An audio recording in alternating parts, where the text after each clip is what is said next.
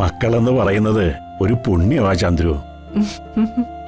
അവര് ചുറ്റും നിൽക്കുമ്പോ വല്ലാത്തൊരു ധൈര്യമാ, ജീവിക്കാൻ വല്ലാത്തൊരു കൊതിയും. നിനക്കങ്ങനെ തോന്നുന്നില്ലേ? അച്ഛാ, ആ കേറി വാ മോളെ.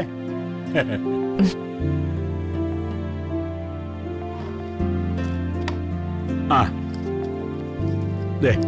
അച്ഛന്റെ കയ്യിലേ ഇപ്പൊ ഇതേ ഉള്ളൂ. അയ്യോ അച്ഛാ, ഞാൻ പൈസക്ക് വേണ്ടി വന്നിരുന്നല്ല, ഇത് അച്ഛന്റെ കയ്യിൽ തന്നെ വെച്ചോ. പണത്തിനോടുള്ള എന്റെ ആർത്തിയൊക്കെ തീർന്നച്ചാ. ഇപ്പൊ വസന്തയുടെ ആർത്തിയെ നിങ്ങളുടെ സ്നേഹത്തിനോടുള്ളതാ. അത് കിട്ടിയില്ലെങ്കിലാ സങ്കടം. എന്തൊക്കെയാ മോളെ നീ പറയുന്നത്? ഫിലോസഫി ഒന്നും അല്ലമ്മേ, സത്യം. മോളെ നീ. അച്ഛാ, ഞാൻ വീട്ടിലേക്ക് പോവാ. അച്ഛനോടും അമ്മയോടും പറയാനാ വന്നത്. പെട്ടെന്നെന്താ മോളെ? ആർക്കെങ്കിലും എന്തെങ്കിലും വയ്യായിക? സതീശന്റെ അമ്മയ്ക്ക്? അല്ലമ്മേ, സതീഷ് ഏട്ടന് നാട്ടിലേക്ക് ട്രാൻസ്ഫർ ആയി. ഓ, അതുകൊണ്ട് എന്നോട് അവിടേക്ക് ചെല്ലാൻ പറഞ്ഞു. അല്ലാതെ അമ്മായിമ്മയ്ക്ക് ഒരു കുഴപ്പമില്ല. സതീശനെ ഇങ്ങോട്ട് ട്രാൻസ്ഫർ ആയത് സന്തോഷമേ ഉള്ളൂ മോളെ. പക്ഷേ അതുപോലെ സങ്കടകരമാ മോളുടെ ഇപ്പോഴത്തെ ഈ പോക്ക്. മക്കളെല്ലാം ഒരുമിച്ചുള്ളപ്പോ ഒരു ധൈര്യമാടി. മക്കളൊക്കെ അടുത്തുള്ളത് ഒരു ഭാഗ്യമാണെന്ന് അച്ഛനിപ്പോ പറഞ്ഞങ്ങോട്ട് നാക്കെടുത്തതേ ഉള്ളൂ. അപ്പോഴേക്കും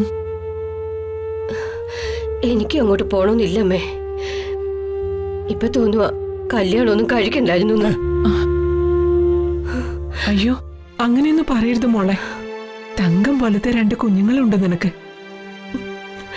സതീശൻ പറഞ്ഞതല്ലേ, മോള് ചെല്ല്. എന്നിട്ട് സതീശനെയും കൂട്ടി ഇങ്ങോട്ട് വാ.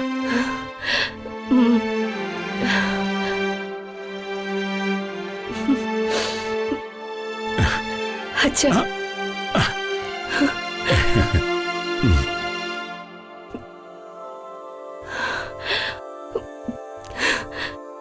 അമ്മേ, മോളെ, അമ്മേ.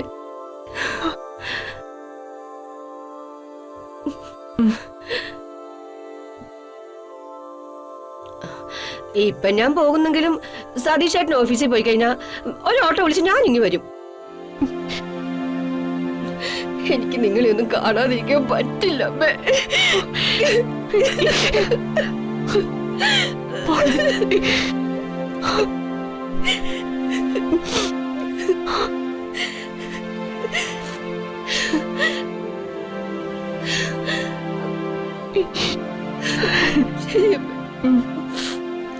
അച്ഛാ,